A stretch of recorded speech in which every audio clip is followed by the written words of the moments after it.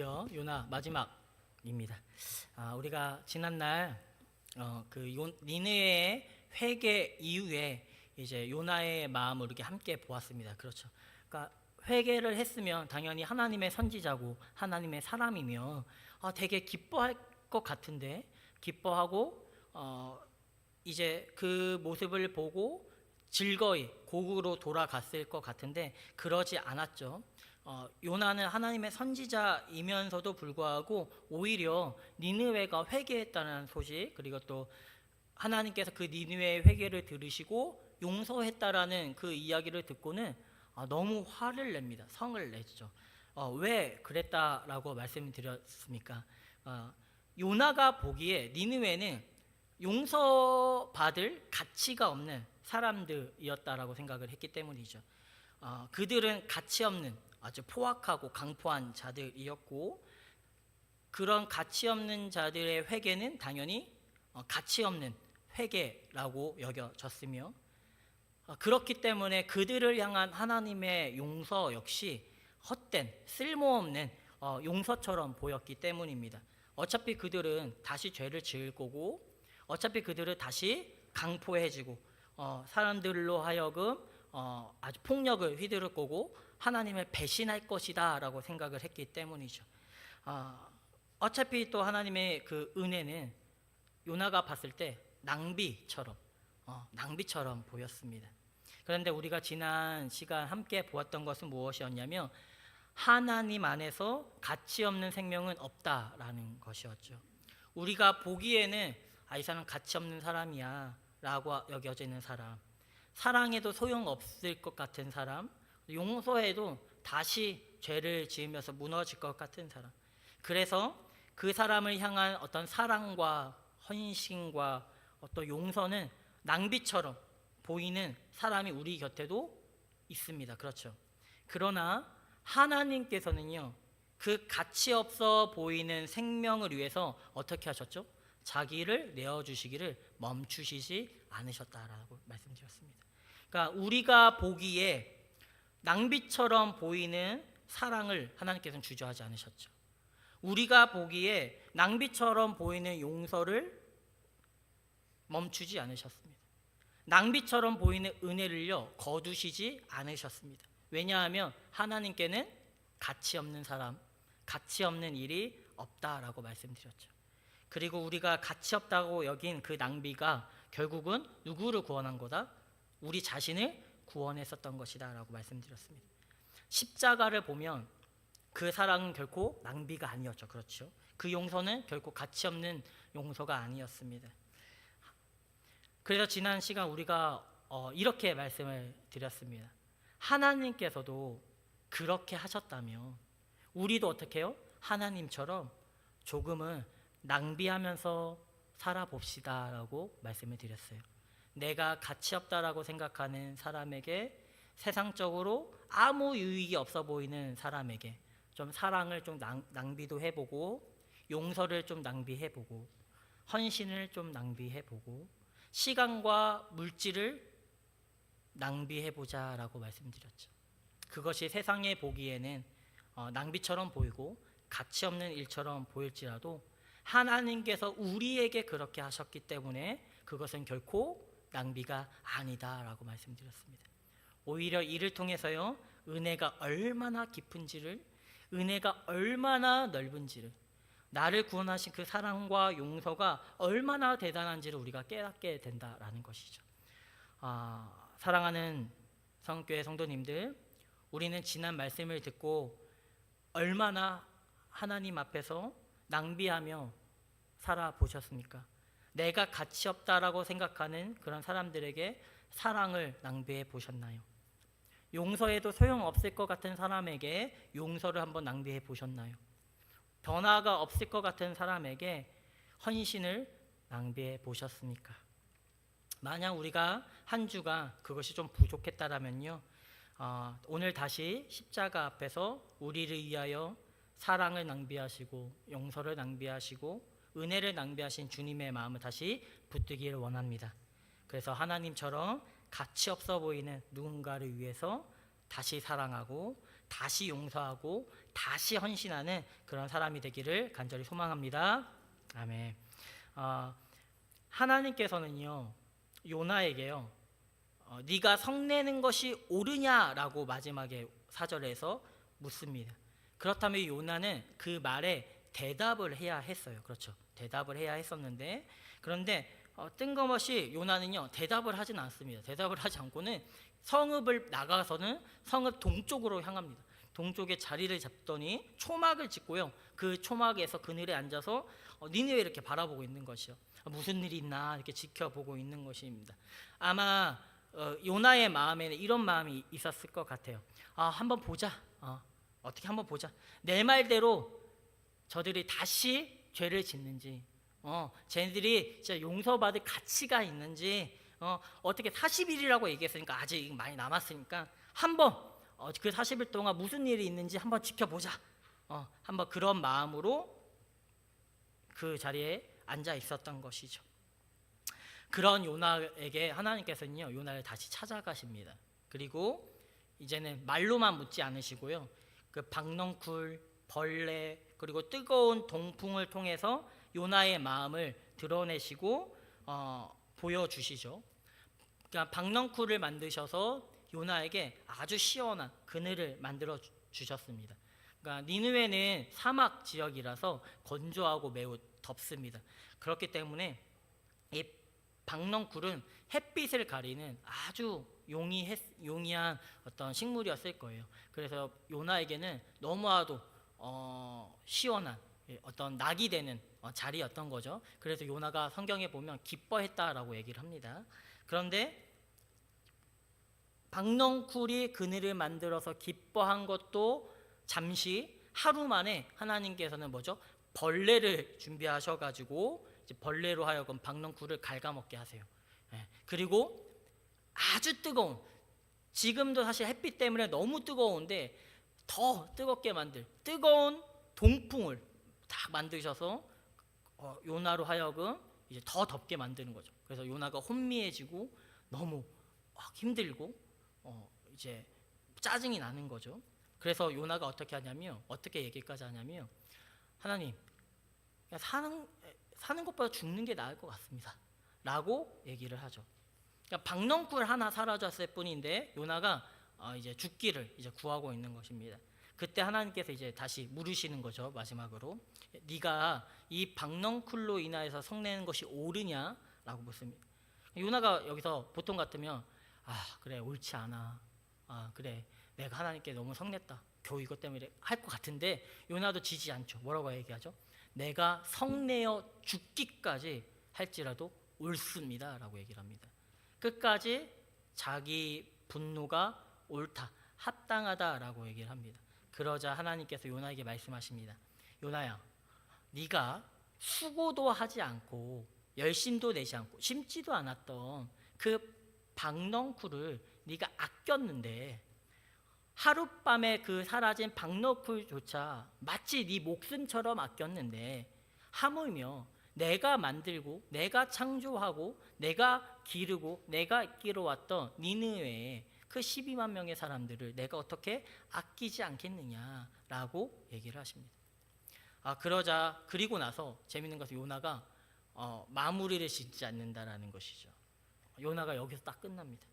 그러니까 요나가 그 다음에 뭐라고 대답을 했는지 어떻게 돌이켰는지 혹은 끝까지 뭐 성을 냈는지는 성경에서 말은 하지는 않습니다.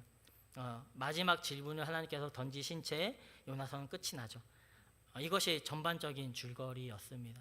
아마도 예상컨대 요나가 쓴 거죠. 그렇죠? 요나가 쓴 거기 때문에 보통 잘 안 됐으면 요나가 이런 걸 썼을까요? 그렇죠. 분명히 요나가 우리 추측할 수 있는 것이죠. 요나서를 쓴 이유는 분명히 뭔가 깨달음과 배움이 있었기 때문인 것이죠. 뭔가 돌이킴이 있었던 것입니다. 분명한 것은 요나가 이걸로 끝낸 이유는 아마도 이 요나서의 대상 니느웨가 아니라고 말씀드렸죠. 실제로 누구다? 이스라엘을 향한 하나님의 말씀이었습니다. 결국은 이스라엘을 향한 그리고 우리를 향한 말씀, 우리를 향한 질문이다라는 것이죠.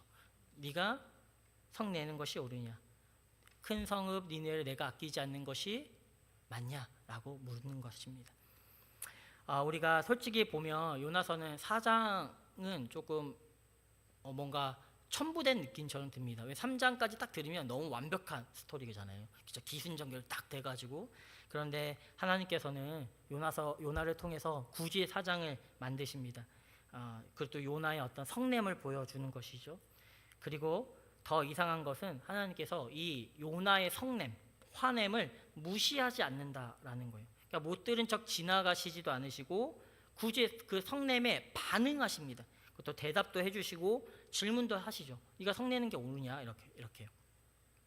하나님께서는요 요나에게 굳이 대답할 필요가 없으셨습니다. 그렇죠. 그냥 불평 불만에 반응하지 않으셔도 돼요. 하나님은 그러니까 그냥 지나가도 됐는데 그냥 야, 난 내가 할 거야 라고 하셔도 돼요. 근데 요나가 성을 내든 뭐 죽겠다고 하든 그냥 하나님께서는 요나에게 대답하고 질문하고 응답하실 필요가 전혀 없는 것이죠. 설득할 의무가 없습니다. 그런데 하나님께서 지금 설득을 하고 계신 것이죠. 그러니까 여러분 보통 설득이라는 것은 누가 하는 것일까요? 힘 있는 사람이 힘 없는 사람을 설득할까요? 주인이 종을 설득할까요? 제발 야, 물 좀 떠다 줄래? 저 방 좀 청소해 줄래? 그럴까요? 왕이 신하들에게 내 뜻은 이건데 너희들이 조금 이해해 주겠니? 라고 설득할까요? 보통은 그렇지 않죠. 그렇죠. 주인이 종에게 명령합니다. 그렇죠. 왕은요 신하들에게 선포할 뿐입니다. 권력을 가진 자는요 아랫사람에게 지시할 뿐입니다. 그렇죠. 설득은요 보통 어떻게 누가 하는 거죠? 아랫사람이 윗사람에게 이해를 시켜주려고 하고 종이 주인에게 사정을 말하고 힘없는 사람이 힘 있는 사람에게 자기의 마음을 알아달라라고 하는 것이죠. 그런데 우리의 하나님은 어떻습니까? 그렇죠. 하나님께서는 창조주시고 주인이시고 만왕의 왕이신데 그냥 그 말씀하시면 이루어지는 분이 그 하나님이신데 왜 굳이 하나님께서 요나에게 지금 설명이 필요한가요? 굳이 이해시켜 줘야 하나요? 굳이 다시 물으시고 다시 보여주시고 기다리셔야 할까요? 그럴 필요가 없으신 분이시죠. 하나님은 단지 명령하시면 되십니다. 하나님은 그냥 침묵하셔도 됩니다. 그냥 하나님은 요나를 그냥 꺾으시면 되십니다. 그런데 하나님이 오늘 그렇게 하시지 않으시죠. 어떻게 하시죠? 오늘 하나님은요 요나를 설득하고 계십니다. 이게 너무 당연할까요? 우리가요 하나님을요 너무 우리의 기준에 당연하게 여기는 것 같습니다. 하나님이 우리를 설득하는 거 너무 당연하게 여기는 것 같아요. 고대 신관을 보면요 고대 근동의 여러 종교들을 보면 신들은요 대부분 인간 위에 군림하는 존재입니다. 그렇죠. 그러니까 인간이 신의 필요를 채우는 존재죠. 그렇죠. 신의 필요를 채우기 위해서 제사를 드리고 노여움을 달래기 위해서 제물을 바치는 거죠. 그리고 제발 뜻 좀 알려달라고 그대로 하겠다고 점을 치는 거잖아요. 그렇죠. 계시를 받으려고요. 바알이든 그 당시에 중동에 그것도 이제 아수르가 믿고 있는 신이었던 아슈르든 고대의 신들은 인간에게 설명을 해야 할 존재가 아닙니다. 인간이 신을 설득해야 했지 신이 인간을 설득한다? 이거는 말도 안 되는 아주 낯선 일이죠. 그런데 요나서의 하나님은 참 너무 특이한 거죠. 요나는요 우리가 봐왔다시피 불평, 불만, 그냥 화내고 불만을 가지고 하나님의 은혜의 성을 내고 하나님의 용서를 가치 없다, 악한 일이다 몰아가기도 합니다. 그런데 하나님께서 물으시죠. 네가 성내는 것이 옳으니 끝까지 물으시고 달래시고 설득하고 계신 거. 그래서 오늘 본문은 심지어 말로는 안 되니까 어떡하죠? 방랑쿨, 벌레, 뜨거운 동풍까지 준비하면서 요나를 설득하고 계신 거죠. 말로 물으시고 상황을 보여주시고 또한 어떤 환경을 이용해서 교부제 삼으셔서 지금 가르쳐 주고 계신 것입니다. 저 안에 계신 여러분, 이것이 우리를 향한 하나님의 사랑의 방식입니다. 하나님은요, 명령하실 수 있는 분이십니다. 순종을요, 요구할 수 있는 권리가 있으신 분이시죠. 그러나 하나님은요, 우리를요, 단순히 복종하는 도구로 다루지 않으시고 우리를 인격적으로 대하시는 분이십니다. 그래서 말씀하시고요, 물으시고요, 기다려주시기도 하시고요, 보여주시기도 하시는 것이죠. 우리가 하나님의 마음을 알고 하나님의 뜻을 이해하고 억지로가 아니라 기꺼이 기쁨으로 우리의 의지를 가지고 순종하기를 원하시는 것입니다. 마치 그 어린 아이가 아버지를 대하는 것과 같죠. 아버지는 아이보다 힘이 세죠. 그렇죠. 힘도 세고 아는 것도 많고 모든 면에서 아이보다 다 위에 있습니다. 그럼 그 위에서 그냥 명령하면 돼요. 야, 이렇게 해. 이거 하지 마. 저렇게 해. 내 말 들어. 명령할 수 있어요. 그런데 사랑하는 아버지는 때로는 어떻게 하시죠? 아이 앞에 허리를 숙입니다. 그렇죠. 그 눈을 맞추시고 무릎을 굽히시고 눈을 맞추면서 이해시켜 줍니다. 그렇죠. 이건 이렇게 이런 이유 때문에 이렇게 하는 거야. 그래서 아이는 그 과정 가운데 깨닫고 배우고 성장하는 것이죠. 아이가 그냥 아버지가 두려워서 벌벌 떨면서 야, 이거 해. 저거 하지 마 하니까 두려움으로 하는 게 아니라 아버지는 아버지의 마음을 알기를 그 뜻을 이해하기를 바라면서 그것을 알고 따라오기를 기뻐하는 분이신 거죠. 그때 아이는 아버지의 마음을 이해하게 되고 그만큼 성장하게 되는 것입니다. 하나님께서 요나에게 하시는 일이 바로 이겁니다. 하나님께서 요나 앞에서 자신을 낮추시고 계신 거예요. 창조주이신 하나님께서요, 피조물의 불평에 반응하고 계세요. 만왕의 왕이신 하나님께서요, 반항하는 선지자 한 사람을 설득하고 계신 거예요. 하나님께서 요나에게 눈높이까지 맞추시면서 묻고 보여주시고 설명하고 계신 것이죠. 요나야, 봐봐, 네가 이렇게 성대하는 것이 옳을까? 네가 박농구 이렇게 아끼잖아. 근데 나는 이렇게 아끼는 만큼 나는 니누를 사랑하지 않을까? 계속 설득하고 계신 거죠. 물론 우리가 여기서 오해하지 말아야 할 게 있습니다. 하나님이 설득하시는 분이십니다. 그렇다고 하나님께서 우리의 모든 것을 다 이해시켜 주시고 우리가 다 납득한 뒤에야 순종하기를 원하시는 분은 아니십니다. 그러니까 하나님께서는요, 우리가 다 이해하지 못하더라도 하나님을 신뢰하며 순종하기를 기뻐하시는 분이세요. 완전한 비유는 아니지만 의사와 환자의 비유가 그렇죠. 그러니까 의사는 환자에게 어떤 문제가 있고 어떤 병이 있고 앞으로 어떤 치료와 수술을 받을지를 최대한 설명을 해줍니다. 그렇죠.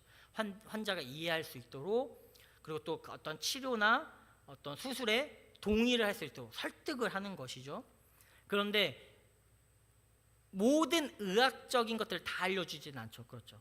환자가 알아야 할 것들을 분명히 알려주지만 모든 의학적인 것을 다 알려줄 수는 없습니다. 왜냐하면 그것을 들어도 우리는 환자는 이해를 하지 못하기 때문이죠. 그렇죠. 그냥 우리가 궁금한 건 수술이 잘 될까요? 그래서 회복될 수 있을까요? 건강할까요가 궁금한 거죠. 사실은 그 의학적인 설명이 궁금한 게 아니죠. 그렇죠. 더욱이 우리가 만약 교통사고나 위급한 상황에 처했다라고 생각을 할 때 이제 거의 1시간 급하게 수술을 해야 됩니다. 그렇죠. 막 왔는데 의사가 우리를 설득하고 설명하겠다고, 자 보세요 환자분, 이제 곧 죽으실 거예요. 그래서 수술을 해야 되는데 이해를 하셔야죠. 그렇죠. 지금 어떤 문제가 있어요. 저 어디를 다쳤는데요. 이건 어떻게 해서 이렇게 할 거고요. 저렇게 할 거고요. 지금 죽기 일보 직전인데 자, 이해하셨어요? 아, 이해 못하셨어요? 다시 설명해 드릴게요. 이러면 말이 되나요? 아니죠. 그렇죠. 위급한 상황 가운데 우리는 그저 의사가 하는 대로, 그러니까 어떤 그 설명과 목적과 방법이 그저 내가 사는 게 중요하지 그 설명이 중요하지 않습니다. 그렇죠. 그러니까 의사는 살리는 게 목적이고 회복시키는 것이죠. 그러니까 우리는 모든 것을 납득할 필요도 없는 것이죠. 우리는 의사가 아니기 때문이죠. 그래서 의사는요, 그 분야에 탁월한, 우리보다 더 많이 알고 있고 나를 살리기 위해서 필요한 판단을 하실 수 있는 사람이잖아요. 그렇기 때문에 그 상황에서는 그저 신뢰하는 거죠. 의사가 나를 고치겠다. 그런 거죠. 그러니까 하나님과 우리의 관계도 마찬가지입니다. 그러니까 하나님의 말씀이 때로는 이해되지 않을 때가 분명히 있습니다. 어렵죠. 마치 의학적인 용어를 듣는 것처럼요. 하나님께서는요, 왜 이런 길을 우리가 허락하시고 왜 이런 말씀에 내가 순종하라고 말할까 납득이 되지 않을 때가 있는 것이죠. 그러나 우리의 순종은요, 내가 모든 것을 이해하지 못하더라도 단지 하나님이 누구신지를 알기 때문에, 그분이 얼마나 선하시고 지혜로우신지를 신뢰하기 때문에 순종할 수 있는 그런 수준에 이르러야 합니다. 하나님께서는요, 우리가 말씀의 모든 이유를 이해하고 알아서가 아니라 때로는 모르지만 그저 하나님을 신뢰하기 때문에, 그저 하나님이 나보다 더 대단하시고 위대하시고 나의 가장 선한 길을 알고 계시다라는 그 믿음 때문에 순종하는 것을 기뻐하신다라는 것이죠. 그럼에도 불구하고 오늘 요나서에서는 하나님께서 우리에게 아무런 설명도 하지 않으신 채 무조건 따라라 라고 하시는 분이 아니심을 보여주고 계신 것이죠. 하나님 우리를 굳이 설득하지 않으셔도 되는데 우리의 연약함을 아시기 때문에 말씀하시고 설명하시고, 그래서 하나님의 마음을 알아서 기쁨으로 설득되어서 순종하기를 원하시기 때문에 설득하고 계신 것입니다. 여러분, 어떤 신이 인간의 불평에 이렇게 반응하는 신이 있을까요? 어떤 신이 반항하는 선지자 하나를 포기하지 못하고 질문하고 기다리고 예화를 들어주고 상황을 만들어주는 그런 신이 어디 있을까요?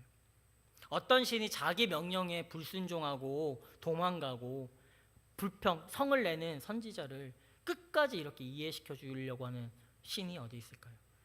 그런데 우리의 하나님이 그렇게 하십니다. 왜냐하면 우리 하나님이요, 우리를 인격적으로 대하시기를 원하시기 때문이죠. 하나님은 우리가 하나님의 마음을 알고 하나님의 뜻을 알고 기꺼이 순종하기를 원하십니다. 성경이 다 그렇습니다. 왜 우리에게 성경을 주셨을까요? 설득하고 계신 것이죠. 이스라엘 백성에 끊임없이 말씀하십니다. 하나님을 떠날 때마다 선지자를 보내셨어도 말씀하십니다. 야, 왜 떠났니? 야, 너희가 붙들어야 할 거는 우상이 아니야, 나야. 다시 돌아와. 끝까지 물으시고 끝까지 질문하시고 끝까지 응답하십니다. 그리고 그런 말씀을 통하여서 그들을 설득하고 계신 것이죠. 무엇이 옳은지, 무엇이 진짜 선한 것이, 무엇이 진정한 생명인지, 무엇이 하나님의 뜻인지를 보여주시고 설득하고 계신 것입니다. 그리고 그 설득의 정점이 무엇입니까? 바로 예수 그리스도인 것이죠. 하나님께서는 말씀만 하시는 것이 아니라 마침내 말씀이 육신이 되어 우리 가운데 오셨다라는 것이죠. 하나님이 어떤 분이신지를, 하나님의 사랑이 어떤 사랑인지를, 하나님의 정의가 어떤 정의인지를, 죄인을 향한 하나님의 마음이 어떤 마음인지를 예수 그리스도 안에서 보여주신다라는 것입니다. 예수 그리스도야말로 하나님의 최종 설득입니다. 하나님께서는 우리를 사랑하시는 것을 어떻게 우리는 알 수 있을까요? 자기의 아들을 보내심으로 우리는 알 수 있습니다. 하나님께서 죄를 어떻게 가볍게 여기시지 않는 것을 우리가 어떻게 알 수 있을까요? 우리가 십자가를 보면 알 수 있습니다. 하나님께서 가치 없어 보이는 생명을 결코 포기하지 않으신다라는 것을 어떻게 하나님께서 우리 가운데 보여주셨습니까? 예수 그리스도께서 죄인을 위하여 대신 십자가를 지심으로 보여주셨습니다. 우리는 하나님 앞에서 불평하고 따지고 이해하지 못하겠다 말합니다. 사실 생각해보면 말이 안 되죠. 우린 피조물인데 성을 내고. 그런데도 하나님께서는요, 우리를 위해서 기꺼이 자신을 낮추십니다. 그리고 예수 그리스도라는 사랑의 언어로 우리를 설득하고 계신 것이죠. 그러면 우리가 예수 그리스도와 그 십자가를 볼 때 우리는 하나님의 뜻을 보게 됩니다. 그 예수 그리스도 앞에서요, 우리는 하나님께 설득됩니다. 그 예수 그리스도 안에서 하나님의 사랑을 알았기 때문에, 하나님의 뜻이 선하신 것을 알았기 때문에 그 예수 그리스도 안에서 하나님이 어떤 분이신지를, 어떤 목적이 있으신지를 우리가 보고 알게 되기 때문에 우리는 설득되는 것이죠. 그리고 기꺼이 기쁨으로 순종하게 되는 것입니다. 그러므로 요나서 4장은 단순히 요나가 화를 냈습니다 여러분 그러지 마십시오가 아닙니다. 말도 안 되는 불평을 하는, 하나님의 은혜조차 가치없다 여기면서 성을 내는 요나를 하나님께서 어떻게 다시 설득시키고 계시는지를 보여주는 것이죠. 요나가 이해하도록, 요나가 보도록, 요나가 하나님의 마음을 조금이라도 알도록 끝까지 설득하시는 하나님을 보여주시는 것입니다. 이것이 우리 하나님이십니다. 설득하는 하나님이시죠. 하나님을 향해 성을 내더라도, 우리가 그 은혜를 오해할지라도, 우리가 가치 없다 여기며 세상의 다른 것들을 가치 있다 여길 때에도, 어떤 생명을 향하여서 가치 없다라고 할 때도 하나님은요 우리를 포기하지 않으시고 계속 말씀하시고 계속 보여주시고, 그렇게 그 사랑으로 우리를 설득하시고 하나님의 마음으로 다시 데려가시는 분이십니다. 우리는 이해하지 못할 때가 너무나도 많습니다. 그런데 그때 우리가 해야 할 것은 무엇인가? 여러분, 그럼에도 불구하고 하나님께 등을 돌리는 것이 아니라 하나님의 질문 앞에 머무시길 간절히 소망합니다. 왜냐하면 하나님은 우리를 포기하지 아니하시고 계속 설득하고 계시는 분이십니다. 말씀으로 설득하시고, 상황으로 설득하시고, 예수 그리스도의 십자가로 하나님의 마음을 보여주시는 분이시기 때문에 우리가 이해되지 않는 삶의 자리에서요 다시 예수 그리스도를 바라보십시오. 다시 하나님의 말씀 앞에 서십시오. 다시 하나님의 질문 앞에 서십시오. 그때 우리가 하나님께 설득될 것입니다. 하나님께서는 재밌는 것은 요나를 설득하시기 위해서 단순히 질문하시지 않으시죠. 이제는 어떻게 한다? 교부제를 통해서 보여주십니다. 직접 보여주시는 거죠. 6절에 보시면 하나님 여호와께서 박넝쿨을 예비하사라고 얘기를 하고 있습니다. 그렇죠? 예비하다라는 단어는 마나라는 단어인데, 그러니까 단순히 미리 준비했다라는 뜻이 아닙니다. 그러니까 이 마나라는, 예비했다라는 것은 어떤 특정한 목적이 있어서 지정하다, 배정하다, 할당하다라는 의미를 가지고 있거든요. 그러니까 하나님께서 박넝쿨을 어떤 목적을 가지고 그곳에 두셨다, 할당했다, 지정했다라는 것이죠. 근데 이 예비하다라는 단어가요, 이거 이전에 이제 총 성경에서 4번, 요나서에서 4번 나오는데 또 나온 곳이 있습니다. 어디일까요? 앞에 바로 1장의 끝에 큰 물고기를 예비했다라고 할 때 이 예비하다가 있습니다. 그렇죠? 하나님께서는요 요나가 이제 바다에 던져져서 죽게 되었을 때 큰 물고기를 예비하셨죠. 그냥 단순히 그냥 건져내는 도구가 아니라 그 물고기 뱃속에 삼켜져서 그때 이제 하나님의 말씀을 피해서 도망가던 요나가 그 물고기 그 뱃속에서 어떻게 하죠? 자신을 돌아보게 되고 다시 주의 성전을 바라보게 되었다. 우리가 저번에 보았죠. 그러니까 큰 물고기는 하나님께서 요나를 살려내기 위한 그런 예비하심인 동시에 요나를 멈추시고 요나를 돌이키게 하시고 다시 주님의 말씀 앞에 순종할 수 있는 자로 세우시기 위한 어떤 예비하심이었다. 그런 목적을 가지고 예비하신 어떤 거였다라는 것이죠. 그리고 오늘 본문의 4장에서 이제 예비하다가 총 3번 나옵니다. 뭐뭐가 있냐면 6절에 박넝쿨이 이제 예비하다고, 또 7절에 벌레와 그리고 8절에 뜨거운 동풍을 하나님께서 예비하셨다라고 얘기를 합니다. 4번이나 예비했다라고 하는데 이 모든 것이 뭐다? 하나님의 목적이 담겨져 있는, 하나님이 지정하시고 배치한 뭔가다라는 것이죠. 근데 이게 재밌는 것은 앞에 큰 물고기와 박넝쿨은 요나에게 좋은 것처럼 보이죠. 그렇죠? 큰 물고기는 죽을 위기에 있었던 그 요나를 살려주는 어떤 물고기죠. 그렇죠? 그리고 박넝쿨은 뭐죠? 이제 요나가 더울 때 요나의 그늘을 만들어줘서 살만하게 해줬던 아주 좋은 것이죠. 괴로움을 면하게 해주었던, 그래서 크게 기뻐했습니다. 반대로 벌레와 이 동풍은 어떤 거죠? 요나가 전혀 좋아하지 않는 무언가였습니다. 그래서 벌레는 요나가 그렇게 기뻐했던 박농쿨, 너무 좋아했던 그 박농쿨을 갉아먹어버린, 그래서 그 그늘을 없애버린 좋지 않은 거. 그래서 뜨거운 동풍은 뭡니까? 요나가 거의 혼미할 정도로 요나를 괴롭게 만든 무언가였죠. 그러니까 요나가 느끼기에는 큰 물고기와 박농쿨은 좋은 예비하심, 그리고 벌레와 뜨거운 동풍은 나쁜 예비하심으로 보이는 게 당연할지도 모릅니다. 우리도 그렇습니다. 그렇죠. 우리의 삶 가운데 돌이켜보면 내 괴로움을 면하게 해주는 무언가는 하나님이 예비하신 아주 좋은 거라고 생각합니다. 막혔던 길이 열리고 병이 낫고 일이 잘 풀리고 불안했던 어떤 문제가 해결되는 거, 하나님이 예비하셨다, 역시 하나님이 선하시다 고백하죠. 분명히 그것들은 다 하나님이 예비하신 게 맞습니다.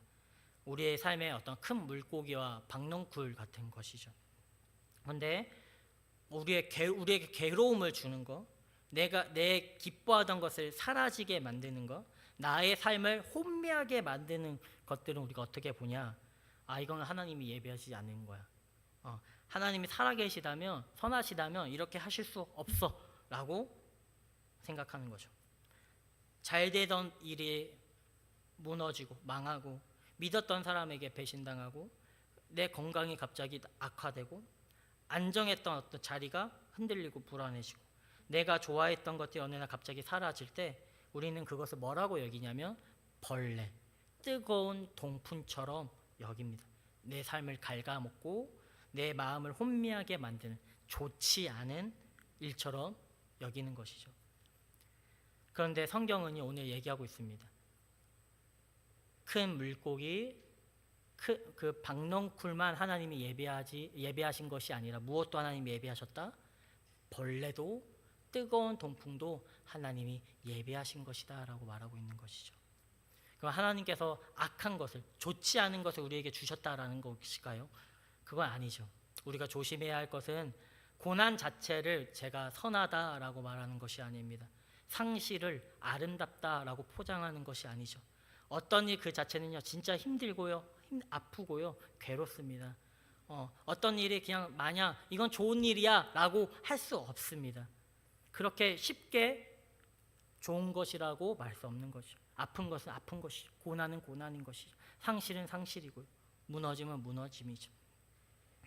그러나 분명한 것은요, 우리는 그 순간에 그것이 그 순간에 나에게 어떤 영향을 줄 수는 있으나 그것이 내 삶 전체에 영향을 미치지는 못한다라는 것이죠. 내가 좋다고 느끼는 것이 내 영혼에 좋지 않은 것일 수도 있습니다. 반대로 내가 나쁘다라고 생각했던 것이 돌아보니까 나를 망하게 하는 것이 아니라 내 삶을 또 성장시키고 세우는 것일 수 있다는 것입니다. 하나님은 내가 좋다라고 느끼는 것만 사용하시는 분이 아니시죠. 하나님은 내가 이해하지 못하는 것, 내가 불편해하고 있는 것, 심지어 내가 벌레 같다라고 여기는 것, 뜨거운 동풍이라고 여기는 것조차 하나님께서 하나님의 선하신 목적을 위해서 사용하실 수 있으신 분이다라는 것입니다. 사실 큰 물고기가 그랬습니다. 처음에는 좋아 보였죠. 이제 바다에서 죽게 생겼는데 갑자기 물고기가 나타나서 자기를 이렇게 넣더니 살아 있잖아요. 그런데 잠시, 그것도 잠시고 어떻게 느꼈죠? 요나가 세월의 뱃속같이 여겼다. 그러니까 이거 보니까 너무 답답한데, 이거 죽는 것만 한데 엄청 고통스러워했죠. 또 그렇게 여기던 거였는데 그것이 또 어떻게 되죠? 오히려 그것이 회개가 되고 그래서 자신을 돌아보게 만들고 하나님 앞에 다시 자신의 시선을 하나님을 향하게 되는 그런 어떤 일들이 있었죠. 그러니까 분명히 큰 물고기는 좋다가도 나쁘다가도 좋게 됐던, 그러니까 하나님께서는 그 큰 그림 안에서 처음부터 요나를 살리고 추격하고 돌이키고 그것도 다시 니느웨로 보내시기 위해서 큰 물고기를 예비하셨던 것이죠. 그러니까 이게 하나님의 예비하심입니다. 그러니까 하나님께서 우리가 좋아할 만한 것만을 예비하신 분이 아니라 이해하지 못하는 것에서 우리를요 가르치시고요, 우리가 불편해하는 상황을 통해서요 우리의 마음을 또 드러내시기도 하시고, 또 때로는 내가 붙들고 있었던 어떤 박너쿨 같은 거 너무 좋았는데 그것들이 사라지게 하심으로 내가 진짜로는 하나님이 아니라 무엇을 더 아끼고 있었는지를 보게 해주시기도 하시죠. 때로는 뜨거운 동풍을 보내심으로 말미암아 그런 시간을 지나게 하심으로 말미암아 내 안에 감춰져 있었던 내 안에 어떤 원망, 분노, 뒤틀려져 있던 기준을 보게 하시기도 하시는 것입니다. 그러니까 하나님께서 벌레와 동풍을 예비하셨다라는 것은 단지 요나야 한번 고통스러워봐라, 힘들어봐라가 아니라 하나님께서 여전히 그걸 통해서 요나를 설득하고 계시다라는 것입니다.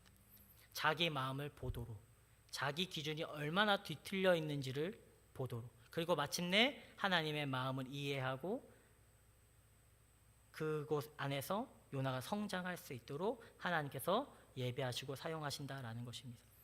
로마서 8장에 보면요, 우리가 너무나 잘 알고 있는 8장 28절에 뭐죠? 모든 것이 합력하여 선을 이룬다라고 얘기를 하죠. 바울이요, 이것도 선하고 저것도 선해서 합쳐져서 선을 이룬다라고 얘기하지 않습니다. 그렇죠? 모든 것이 그 자체가 선하다라고 말하고 있는 것이 아니에요. 바울이 고난이 아름답다, 고난이 선하다라고 말하고 있는 것이 아닙니다. 성경은 그렇게 그 고난과 악을 가볍게 여기지 않죠. 다만 하나님 안에서는, 하나님 손에서는 악조차, 그런 불편한 상황과 고난조차 하나님의 손에 쥐어진다면 어떻게 된다? 그것이 선으로 이루어진다라는 것입니다. 하나님께서 우리가 좋다라고 느끼는 것과 나쁘다고 느끼는 것, 기뻐하는 것과 아파하는 것, 이해하는 것과 이해하지 못하는 것까지도 하나님의 손 안에서는 선을 향하여 움직이게 한다라는 것이죠. 그리고 그 분명한 증거가 어디에서 드러난다? 바로 예수 그리스도의 십자가입니다. 십자가요. 사랑하는 성도님들, 십자가는요, 우리가 보기에 너무 멋있죠. 우리에게 은혜입니다. 그러나 그 당시 십자가는요, 그렇지 않습니다. 끔찍하고요, 악 자체입니다. 가장 나쁜 현실이었습니다. 근데 하나님께서는요, 가장 사랑하는 자신의 아들 예수 그리스도에게 뭘 예비하셨죠? 십자가를 예비하셨습니다. 그 당시 사람들에게 십자가는 저주의 자리였고 실패의 자리였습니다. 버림받는 자리였어요. 하나님께. 사랑하는 제자들에게는 어떤 거였죠? 절망이었어요. 모든 자신이 기대하고 소망하고 희망했던 것들이 다 무너지는 자리였어요. 누가 봐도 십자가를 보면서요, 이것을 향하여 이거 하나님이 예비하신 거야 라고 할 수 없었어요. 십자가는 아무리 봐도 좋지 않은 것입니다. 십자가는요, 벌레보다도 뜨거운 동풍보다도요 좋지 않은 것이었죠. 그런데 여러분 어떻습니까? 그 끝은 어떻습니까? 하나님께서는 그 십자가조차 합력하여 선을 이루셨죠. 그 십자가를 통해서 가장 큰 선을 이루셨습니다. 예수 그리스도의 죽음과 부활을 통해 우리를 구원하셨고요, 우리에게 생명을 주셨고요, 우리가 하나님 자녀 되게 하셨습니다. 가장 나빠 보였던 그 십자가가요, 우리에게 가장 깊은 은혜의 통로가 된 것이죠. 그래서 십자가를 보면 우리는 하나님께 설득되는 것입니다. 하나님의 나라를 사랑하십니까? 예, 십자가가 대답하고 있습니다. 하나님이 죄를 가볍게 여기지 않으십니까? 예, 십자가를 보면 알 수 있죠. 하나님이 고난 속에서도 일하십니까? 예, 십자가가 말하고 있습니다. 우리는 십자가 앞에서 하나님을 이해하고 하나님의 마음을 알게 되고 하나님의 선하심에 설득되는 것입니다. 저는 여러분들이 겪고 있는 어떤 기쁨과 평안이 계속 진행되었으면 좋겠습니다. 그것이 진짜 오래 갔으면 좋겠습니다. 그러나 그 모든 것들이 다 좋다라고 말할 수도 없을 것 같습니다. 또 한편으로는 우리가 겪고 있는 고난과 슬픔과 괴로움이 저는 빨리 끝났으면 좋겠습니다. 그것이 우리의 삶에, 성도님들의 삶에 없었으면 좋겠습니다. 그러나 분명한 것은 그것이 모두 다가 다 나쁘다, 다 상실로 끝난다, 괴로움으로 끝난다, 죽음으로 끝난다 말할 수 없을 것 같습니다. 제가 분명히 말할 수 있는 것은 하나죠. 하나님께서는 십자가조차 예비하셔서 선을 이루셨다면 우리의 삶 속에 벌레와 같은 뜨거운 동풍과 같은 문제와 상황조차도 반드시 선으로 이루실 수 있으신 분이십니다. 우리가 지금 이해하지 못하더라도, 괴롭고 아프더라도, 내 삶을 갉아먹는 것 같아 보이더라도 그것조차 하나님 손 안에 있으면 하나님께서 사용하십니다. 선을 이루십니다. 그리고 언젠가 돌아보게 하실 거죠. 아, 그때 하나님이 나를 버리지 않으셨던 거구나. 아, 그게 지금의 나를 만들었구나. 아, 그때 그 일이 내 삶을 이렇게 선하게 빚어내는 하나님의 가장 좋으신 일하심이었구나를 깨닫게 되는 것이죠. 그러므로 주 안에 계신 여러분, 우리의 삶에 박넝쿨만 예비되는 것이 은혜가 아닙니다. 때로는 벌레도, 때로는 뜨거운 동풍도요, 하나님의 손 안에서 은혜의 도구가 될 줄 믿습니다. 그 자체가 좋다는 말이 아니라 하나님의 손 안에서는 그것조차 선으로 이루시는 길이 된다라는 것이죠. 그 모든 것을 통해 우리를 하나님의 뜻을 더 알게 하시고 하나님께 설득되게 하시고 더 깊이 하나님을 사랑하고 또 하나님의 사람으로 빚어내는 가장 선한 도구, 가장 선한 상황인 줄 믿습니다. 그러므로 주 안에 계신 여러분,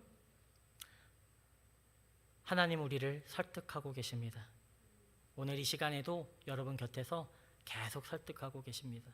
이 말씀을 통하여, 삶을 통하여 계속 여러분들을 설득하고 계십니다.